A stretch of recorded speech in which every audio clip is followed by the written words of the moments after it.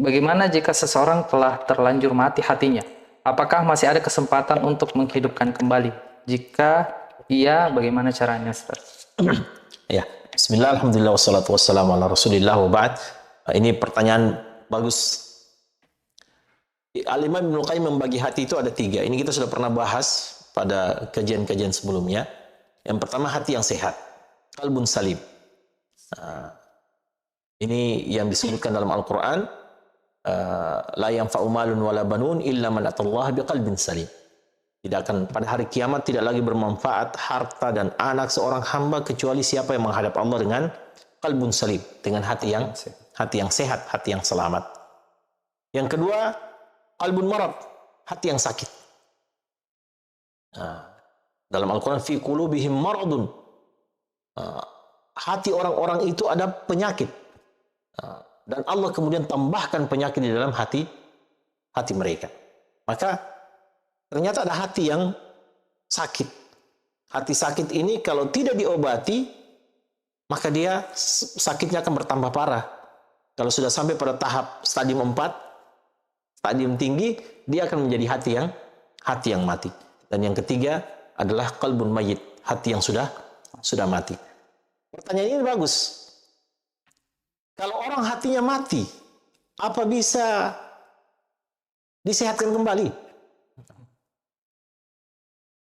Kalau pertanyaan ini ditujukan untuk manusia, itu adalah hal yang mustahil. Tapi kalau pertanyaan ini kita tujukan kepada Allah Subhanahu wa Ta'ala, maka tidak ada yang mustahil di tangan Allah Subhanahu wa Ta'ala. Jangankan hati, manusia pun yang sudah mati bisa dihidupkan Allah Subhanahu wa Ta'ala. Sebagai bagian dari mukjizat Nabi Isa alaihissalatu wassalam, orangnya sudah mati, itu bukan lagi hatinya, jasadnya sudah mati, tetapi atas izin Allah Subhanahu wa Ta'ala hidup kembali. Ashabul Kahfi itu mati ratusan tahun tuh, ratusan tahun mati, dihidupkan kembali oleh Allah Subhanahu wa Ta'ala. Kemudian Ashabul Ukhdud, banyak kejadian-kejadian seperti itu. Nah, hati orang-orang yang sudah mati ini masih bisa dihidupkan kembali oleh Allah Subhanahu wa Ta'ala bila Allah menginginkan kebaikan pada orang tersebut. Orang kafir itu kan hatinya mati. Orang yang kafir itu hatinya sudah mati. Tapi adakah orang kafir yang kemudian beriman kepada Allah Subhanahu wa Ta'ala? Ada, banyak. Masuk di sana. Maka hati itu yang mati itu adalah secercah harapan dari Allah Subhanahu wa Ta'ala. Allah tanamkan hidayah, kemudian dia melalui jalan-jalan hidayah, akhirnya dia kembali kepada Allah Subhanahu wa Ta'ala.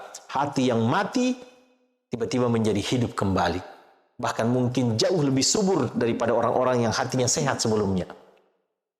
Para saudara-saudara kita yang mu'alaf bertahun-tahun hidup dengan hati yang mati. Tiba-tiba Allah menanamkan hidayah, terbuka hatinya.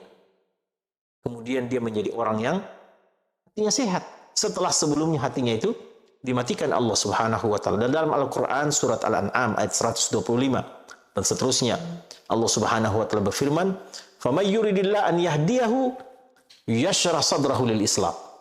Barang siapa yang Allah ingin memberikan hidayah pada dirinya, yashrah sadrahu lil Islam, maka Allah akan melapangkan, membuka hatinya seluas-luasnya untuk menerima al-Islam. Hatinya yang mati disehatkan kembali oleh Allah Subhanahu wa Ta'ala. Sementara wa man yurid an yudhillahu, siapa yang ingin disesatkan Allah, yaj'al sadrahu dhayiqan haraja, maka Allah akan menjadikan hatinya itu sempit sekali, sesempit-sempitnya. Annama yas'adu fis sama, seakan-akan dia berusaha untuk mendaki puncak langit.